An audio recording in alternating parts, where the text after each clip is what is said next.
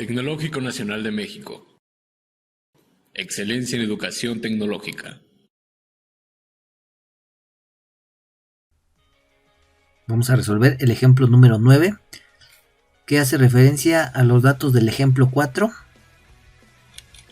Entonces, para recordar, ese ejemplo nos hablaba, aquí lo vemos en pantalla,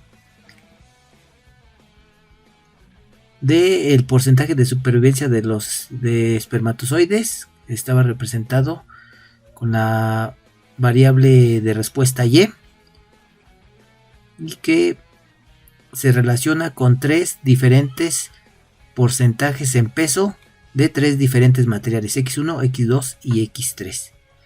Bueno, este problema ya lo habíamos analizado anteriormente. Bueno, aquí ya tengo preparados los resultados. Bueno, vemos que obtenemos un coeficiente de determinación R cuadrada de 0.91. ¿Qué significará eso? Bueno,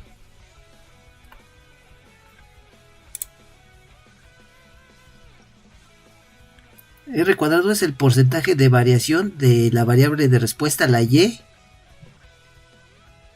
y que explica su relación con variables predictoras, en este caso las 3 diferentes X, los 3 diferentes porcentajes en peso de los materiales analizados. Bueno, aquí de acuerdo a esa medida el coeficiente de determinación R cuadrada es bastante cercano a 1. Entonces aquí, dicho de otra manera, este valor también puede expresarse como porcentaje, ya que recordemos, este coeficiente de determinación tomará solamente valores de 0 a 1. Bueno, aquí también tenemos otro valor de R cuadrado ajustado. ¿A qué se refiere? Bueno, también es el porcentaje de variación visto en la variable de respuesta en la Y, pero que tiene que ver con todas las variables que se tengan en el modelo en cuestión. Este coeficiente R ajustado va a ser, generalmente siempre es, menor al coeficiente de determinación R cuadrado. ¿Por qué? Porque a medida que consideramos más variables, ese aumento en las variables hace que sea cada vez más difícil, en ciertas ocasiones, pero en la mayoría de las veces sí, hace que sea más difícil el representar una situación a través de un modelo matemático. Entonces, precisamente ese ajuste lo hace en relación a las variables que se tengan, a la totalidad de las variables que se tengan. Pero simplemente entonces hay que decir que el R ajustado es el porcentaje de variación en la variable de respuesta, que es explicado por su relación con la totalidad de las X1, 2 o todas las X del modelo, las que sean. Y por otro lado, el coeficiente de determinación R cuadrada nos dice el porcentaje de la variación que se observa en la variable de respuesta a partir de las variables independientes, es decir, las X. Y el R ajustado, por otra parte, toma en consideración a 1, a 2 o a 3 o a todas las variables que se tengan en ese modelo. De ahí que casi siempre el R ajustado sea menor al coeficiente de determinación R cuadrada. ¿Y esto por qué? Porque al incluir más variables, pues se va haciendo cada vez más difícil que el modelo, es decir, que la ecuación explique o ajuste adecuadamente todos los posibles datos o valores que se tengan en la variable de respuesta. Bueno, ¿cuál de estos dos es más apropiado hacerle caso? Pues el coeficiente R cuadrado ajustado, ¿no? Porque considera todas las variables al mismo tiempo, es decir, considera todo lo que pueden aportar esas variables a la variación observada en Y. Y bueno, también me falta decir, el R el coeficiente de correlación R. ¿Qué significa el coeficiente de correlación R? Mide el grado de asociación, pero solamente entre dos variables. Es decir, aquí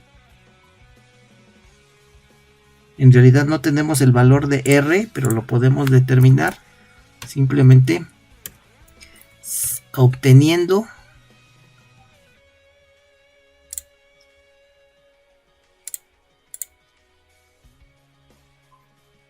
la raíz del coeficiente de determinación. Bueno, este coeficiente de correlación pues va a ser incluso más alto, pero este normalmente se utiliza en regresión lineal simple, porque ahí sí solamente tenemos dos variables. Entonces la asociación que mide este coeficiente de correlación pues es precisamente entre la variable de respuesta y una variable independiente X. Bueno, aquí como tenemos varias X, pues sí es más correcto hacerle más caso, por lo que se mencionó anteriormente, al coeficiente de correlación R cuadrado ajustado. Entonces R cuadrado mide la proporción de variación de la variable dependiente explicada por la variable independiente, por la X. Variación en Y explicada por la X. Y el R cuadrado, el R solo mide el grado de asociación entre las dos variables, el coeficiente de correlación. Bueno, entonces, y también decir que el R ajustado entonces toma en consideración todas las posibles variables del modelo. Y bueno, ya mencioné que el aumentar o cada que se aumenta el número de variables en el modelo, pues se hace más difícil que ese modelo explique la variación en Y.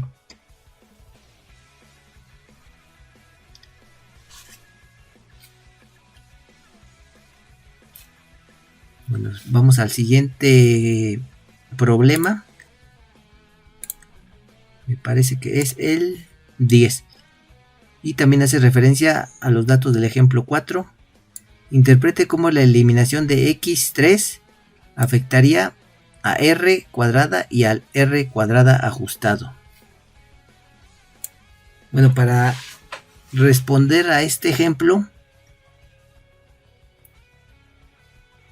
pues lo más fácil sería hacer los cálculos y verificar solamente con dos variables, es decir, con x1 y x2, qué sucede con el r y el r cuadrado ajustado. Pero aquí vamos a hacerlo sin hacer cálculos, simplemente haciendo uso de los datos que obtuvimos ya anteriormente en el ANOVA de estos datos. Entonces aquí ya también tengo el ANOVA. Entonces, ya anteriormente también habíamos mencionado que con el ANOVA, entre otras cosas, podemos definir qué variables son importantes o qué variables son significativas para la variable de respuesta, es decir, que X realmente afectan a la variable de respuesta. O mejor dicho, cuáles variables independientes afectan a la variable de respuesta, es decir, a la Y.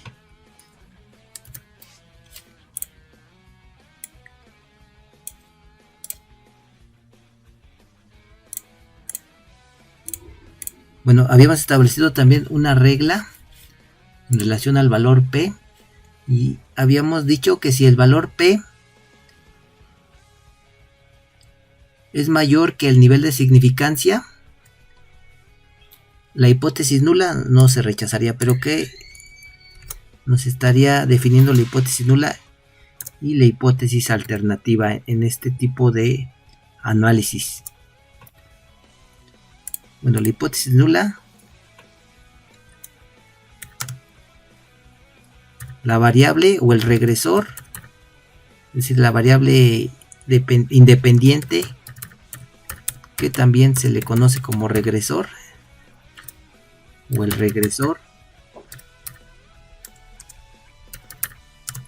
no tiene efecto o no es significativo para la variable de respuesta.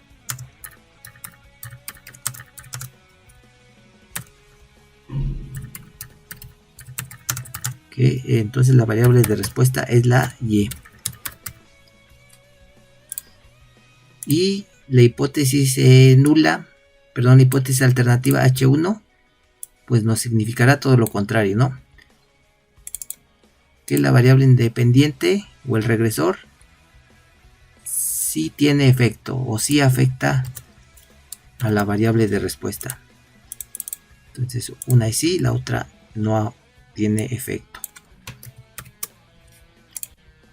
Bueno, entonces la regla es que si el valor P es menor al nivel de significancia, o sea, a alfa, entonces la hipótesis nula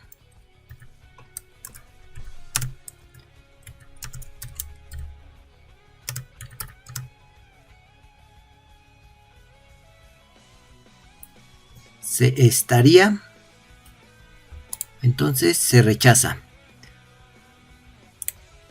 Eso significará entonces que la variable en cuestión, la variable dependiente, la X, no tendrá efecto sobre la Y. Bueno, aquí, si observamos,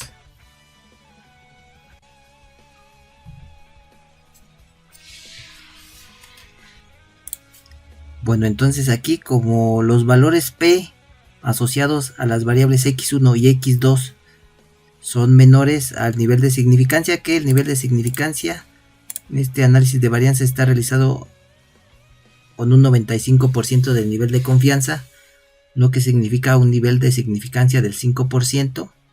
Entonces alfa es 0.05. Bueno, en este caso X1 y X2 observan valores P menores a ese nivel de significancia, con lo que entonces X1 y X2 resultan variables significativas o tienen efecto en la variable de respuesta.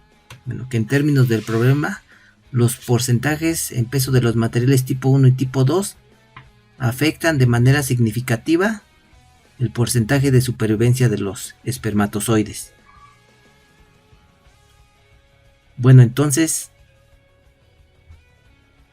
como el valor P obtenido para la variable X3 es mayor al nivel de significancia, esta variable, la variable X3, no tendría mucho efecto en la variable de respuesta, o su efecto no resultaría significativo.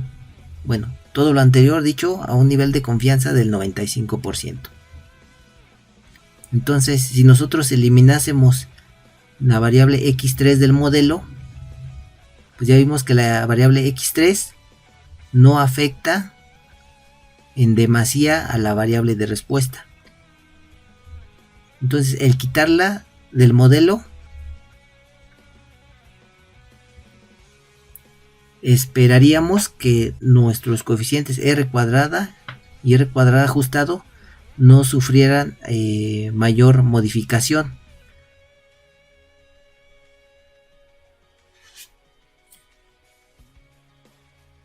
Si acaso pudiéramos esperar que mejoraran un poco, pero no de manera muy significativa, es decir, no por ejemplo que alcanzaran el 96, 97 o a lo mejor el 98, ¿no? Pero de todas formas habría que ver, ¿no?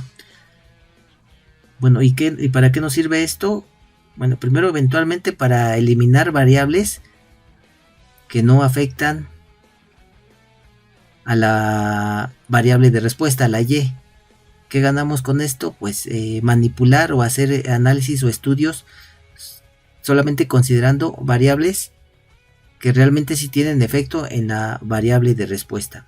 Y otra vez esto se puede traducir en menores costos, menores tiempos, mayor eficiencia en los estudios de manera general.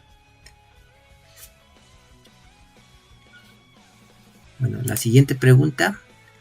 En el ejemplo 4, considere la importancia de mantener o eliminar la variable x3 del modelo. Bueno, ya lo vimos. Ya de cierta forma vimos que la variable x3 no afecta de manera significativa a nuestra variable y. Por otro lado, también podemos decir que la variable x1 y x2 sí afectan a la variable de respuesta. Pero ¿cómo la afectan? ¿Positiva o negativamente? Bueno, aquí si vemos en la ecuación de regresión, la x1, la variable x1 tiene un signo positivo, por lo que la afectará positivamente. Es decir, esta variable, el x1, incrementará el porcentaje de supervivencia de los espermatozoides, que es a lo que se refiere la variable y.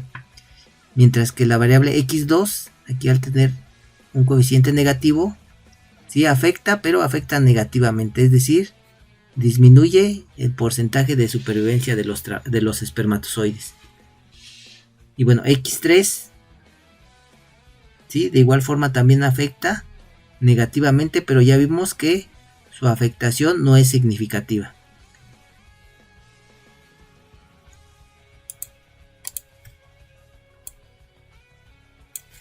Bueno,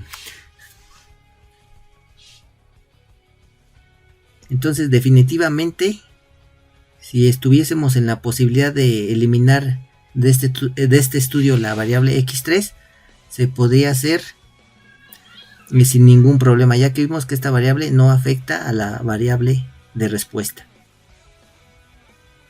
Y bueno, solamente restaría realizar el análisis con las variables x1 y x2 y determinar si los coeficientes de correlación, de determinación y determinación ajustados cambian. En este caso se esperaría que sí cambiaran, pero no de manera significativa, ¿no? Y que cambiaran de manera satisfactoria, es decir, mejoraran estos porcentajes, ¿no? Bueno.